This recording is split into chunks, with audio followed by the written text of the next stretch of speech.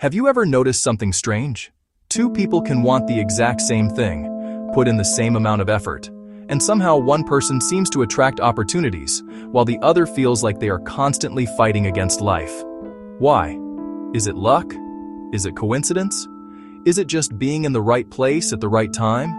Or is there something deeper happening beneath the surface? What if your thoughts, emotions, beliefs, and expectations are not just random mental activity, but actually part of the process that shapes the reality you experience?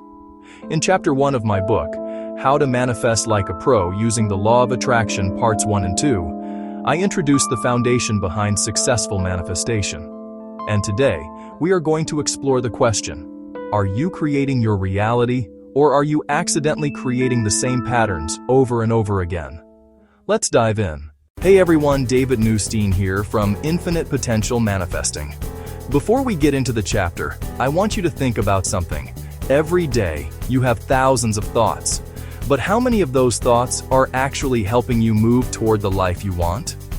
And how many are just recycled fears, old assumptions, and stories you have been telling yourself for years? Because Chapter 1 begins with a powerful idea. Manifestation begins with awareness. You cannot intentionally create something new if you are not aware of the patterns that are currently creating your life. Think of your mind like a radio station. If you are constantly tuned into fear, scarcity, doubt, and this will never happen, what kind of experiences are you likely to notice? Now, if you tune into possibility, gratitude, confidence, and belief, what changes?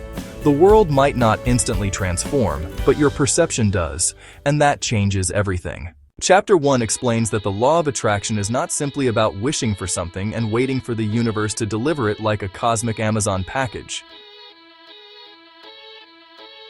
Unfortunately, there is no magical delivery driver showing up at your door saying, "Congratulations, your dream life has arrived. Please sign here." Manifestation is a process. It begins with your dominant thoughts, emotions, beliefs, and actions aligning with what you want to experience. The question is, are your daily thoughts matching the reality you say you want? For example, someone says, "I want financial abundance," but underneath that thought is, "Money is difficult to get. Rich people are lucky. I never have enough." Which message is actually stronger, the words or the belief underneath them? This is where many people get stuck. They focus on changing the outside world without examining the inner world, creating their responses to it. Let me ask you something. If your thoughts create your expectations and your expectations influence your actions, how much of your future is already being shaped by what you believe today? Think about that. Your beliefs influence what you notice. They influence the opportunities you take. They influence whether you continue after setbacks. Two people can experience the same challenge. One person thinks, "This proves I can't succeed." Another thinks, "This is teaching me something I need to know." Same event, different interpretation, different reality. One of the key lessons in Chapter 1 is the power of focus. What you consistently focus on expands in your awareness. Think about buying a new car. The moment you decide you want a specific model, suddenly you see that car everywhere. Did thousands of those cars magically appear overnight? No. Your awareness changed. Your brain started filtering information differently. Manifestation works in a similar way. When you focus on your goals, you begin noticing new possibilities, helpful information, connections, opportunities, ideas. But when your focus is constantly on, "What if I fail? What if it doesn't work? What if I'm not good enough?" you train your mind to search for evidence that supports those beliefs. So here is another question. Are you looking for evidence that your dreams are possible, or are you collecting evidence that they are impossible? Because your mind will find what you ask it to find. Here is a simple exercise from the foundation of Chapter 1. Take a moment and ask yourself, what is the main story I have been repeating about my life?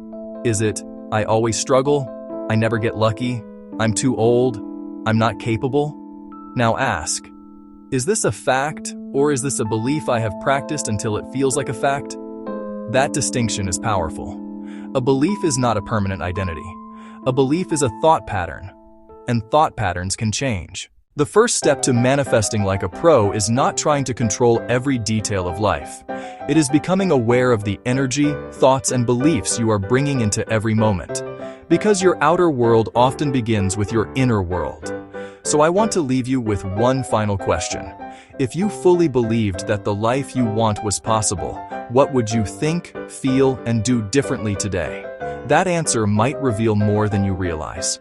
If you enjoyed this breakdown of Chapter 1 from How to Manifest Like a Pro Using the Law of Attraction, Parts 1 and 2, make sure you hit that subscribe button and join me here on Infinite Potential Manifesting.